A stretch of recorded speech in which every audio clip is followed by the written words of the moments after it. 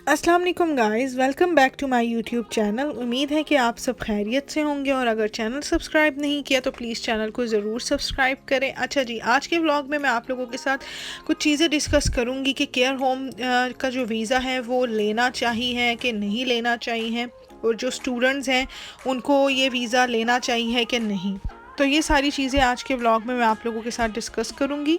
तो please vlog को जो है ना वो एंड तक ज़रूर देखिएगा, ताकि आपके माइंड में जो भी क्वेश्चंस है उसके आंसर आप लोगों को मिल सकें, और इसके अलावा अपने फ्रेंड्स एंड फैमिली मेम्बर्स के साथ शेयर करें। और अगर कुछ लोग सोच रहे हैं कि हम केयर होम वीज़ा अप्लाई करना चाहते हैं अपने कंट्री में रहकर, और या यहाँ पर रहकर जो स्टडीज़ कर रहे हैं स्टूडेंट, और वो चाहते हैं कि हम स्टडी कंप्लीट करने के बाद जो है ना कुछ अपनी जो PSW मिलता है, हम ऐसा करते हैं कि 5 साल का वर्क परमिट ले लेते हैं केयर होम का, क्योंकि बहुत ज़्यादा ये केयर होम जॉब जो है ना बहुत ही ज़्यादा यहाँ पर ना UK में इन है, और हर कोई चाहता है कि मैं ये जॉब करूँ। केयर होम सुनने से तो ऐसा लगता है कि बहुत इजी सी जॉब है, वैसे कोई जॉब भी इजी नहीं होती। हर जॉब में आपको अपनी मेहनत, अपनी एफ़र्ट करनी पड़ती है। इजी मुश्किल कुछ भी नहीं होता, सिर्फ आपकी एफ़र्ट चाहिए होती है काम के लिए। ये मेरा माइंड है। अच्छा जी, बात करते हैं अब इस जॉब की, केयर होम जॉब की, इसके वर्क परमिट की। मैं इससे पहले भी वीडियो बना चुकी हूँ, लेकिन कुछ और इम्पॉर्टेंट चीज़ है जो मैं आप लोगों के साथ चाह रही हूँ कि क्लियर करूँ। अगर कोई किसी का माइंड बन रहा है स्विच करने का, या अपना वीज़ा लाइक स्टडीज़ कंप्लीट करके ये केयर होम वाला वीज़ा लेना है, कि सीधा हम 5 साल का वीज़ा ले लेंगे, या जो अपने कंट्रीज़ में है इंडिया, पाकिस्तान, बांग्लादेश में, वो सोच रहे हैं कि हम ये वाला वीज़ा लें, यहाँ पर आएँ और इसको जो है ना इस जॉब को करें। अच्छा, सबसे पहली बहुत इंपॉर्टेंट चीज़, ये वीज़ा जब आप लेते हैं तो आपको 5 ईयर्स का मिलता है। अब इसकी आपको फ़ीस भी देनी पड़ती है, वीज़ा फ़ी होती है, और उसके अलावा जो हेल्थ इंश्योरेंस फ़ीस होती है 5 साल की, जो मैं पहले ही बता चुकी हूँ आप लोगों को, वो आपने करनी है। अब इस जॉब के अंदर आपको करना क्या होता है basically, care home visa basically एक ऐसा वीज़ा है, इस जॉब की जो रिस्पॉन्सिबिलिटी होती है, जो जॉब करता है वो ये सोचे कि अगर वो यहाँ आ रहा है तो 5 साल तक वो यही जॉब करेगा। अब इस जॉब में उसने करना क्या है, आपने ओल्ड एज होम में, या जो बूढ़े हैं घरों में जो रहते हैं, उनके घर डोर टू डोर जाकर भी केयरर जो होते हैं उनकी देखभाल करनी होती है। उसकी देखभाल में सिर्फ उनको मेडिसिन देना या उनका ख़्याल रखना थोड़ा बहुत, इस तरह नहीं है। आपने इवन कि उसको बात देना है, उनकी नैपीज़ चेंज करनी है, अगर उन्होंने वॉमिट कर दिया है तो आपको वॉमिट क्लीन करनी है। इवन के यहाँ पर ज़ाहिर सी बात है, ये गोरों का मुल्क है बेसिकली, यही कहूँगी। तो यहाँ मेल फ़ीमेल ये नहीं देखा जाता कि आप कहेंगे, जो मुस्लिम हैं मैं उनकी बात कर रही हूँ, वैसे तो हकीकत बतानी चाहिए हर किसी को। अगर आप मेल की देखभाल कर रहे हो तो आपको उसका भी सब कुछ देखना होगा, उसकी वॉमिट, उसका बात, everything, each and everything, male female. यहाँ पर ये नहीं होता कि आप मेल है तो आप फ़ीमेल का काम नहीं कर सकते और फ़ीमेल मेल का काम नहीं कर सकते। यहाँ सबको इक्वल रखा जाता है। पहली चीज़ तो ये हो गई।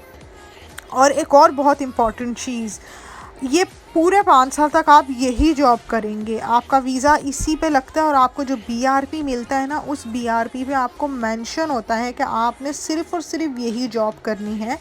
और इस जॉब का जो लिखा होता है ना, लाइक केयर होम वीज़ा है तो 5 ईयर्स तक आपको ये वीज़ा मिला है, तो आपके BRP पे ये लिखा होता है रिस्ट्रिक्टेड होते हो आप दूसरा काम करने के लिए। तो आप अपने माइंड में ये मत रखिएगा कि ये जॉब ऐसी है तो मैं इस कंट्री में आकर ये जॉब जो है ना वो नहीं करूँगा, दूसरी जॉब करूँगा। तो देखिए, अब जब आप इतनी बड़ी इन्वेस्टमेंट करते हैं, एक वीज़ा लेते हैं, तो उसकी अच्छे से इंक्वायरी, डिटेल्स, जॉब रिस्पॉन्सिबिलिटीज़, सारा कुछ आपको पता होना चाहिए। वैसे इसके लिए इतनी क्वालिफ़िकेशन नहीं चाहिए होती है, इवन कि आपने मैट्रिक या FA किया है, आपके पास एक्सपीरियंस है, एक्सपीरियंस नहीं है, थोड़ा बहुत है। स्पेशली जो नर्सेज़ हैं उनके लिए तो बहुत बेस्ट जॉब है, क्योंकि वो यूज़ टू होती हैं इन काम की।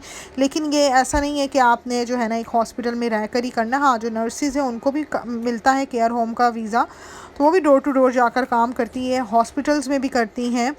तो मतलब डिफरेंट कैटेगरीज़ हैं, वो आपके ऊपर डिपेंड करता है, आपके स्किल्स पे डिपेंड करता है। तो बात ये हो रही थी कि आप वीज़ा स्विच नहीं कर सकते, वीज़ा तो नहीं, सॉरी, आप अपनी जॉब स्विच नहीं कर सकते कि मैं जो है ये जॉब छोड़कर किसी और जॉब में चला जाता हूँ, क्योंकि चली जाती हूँ क्योंकि मुझे ये जॉब पसंद नहीं है, थोड़ी सी जिस तरह भी आपको लगती है हार्ड या इजी, और या कंफर्टेबल नहीं हूँ, तो ये आप नहीं कर सकते। क्योंकि हर एक कंट्री के अपने रूल्स होते हैं, यहाँ के भी रूल्स हैं। यहाँ पे भी यही होता है कि जो आपके वीज़े पे मेंशन है आप वही करेंगे, उससे हटकर करेंगे तो आपको कंट्री से निकाल दिया जाएगा, इवन कि आपको अपने मुल्क भेज दिया जाएगा। डिपोर्ट करके। और अगर आप इस तरह पकड़े गए, अल्लाह ना करे कोई पकड़ा जाए, लेकिन मैं रियलिटी बता रही हूँ और मैं उन लोगों को भी मोटिवेट करना चाह रही हूँ अगर जिनका माइंड है ये जॉब करने का और वो अभी सोच रहे हैं, अगर उनके पास ठीक ठाक है पैसे, वो कर सकते हैं, वीज़ा ले सकते हैं, कर सकते हैं, तो प्लीज़ आप वेट ना करें, क्योंकि रूल्स चेंज होते रहते हैं इस कंट्री में। अभी लास्ट टाइम भी एक रूल चेंज हुआ था, तो क्विक चीज़ें होती रहती हैं यहाँ पर।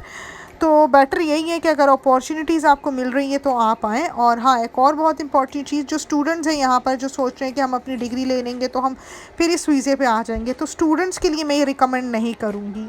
क्योंकि जब आप यूके की डिग्री लेकर आपने यही जॉब करनी है, तो मेरा नहीं ख्याल कि ये आप लोगों के लिए जो है ना वो वर्थफुल रहेगा। ये मेरी एक क्या कह सकते हैं कि सोच है। मैं ये चाहती हूँ कि जब आपको यूके की डिग्री मिल गई तो आप उसी फील्ड की जॉब्स ढूंढें, और आप यकीन करें आपको जॉब डेफिनेटली मिलेंगी।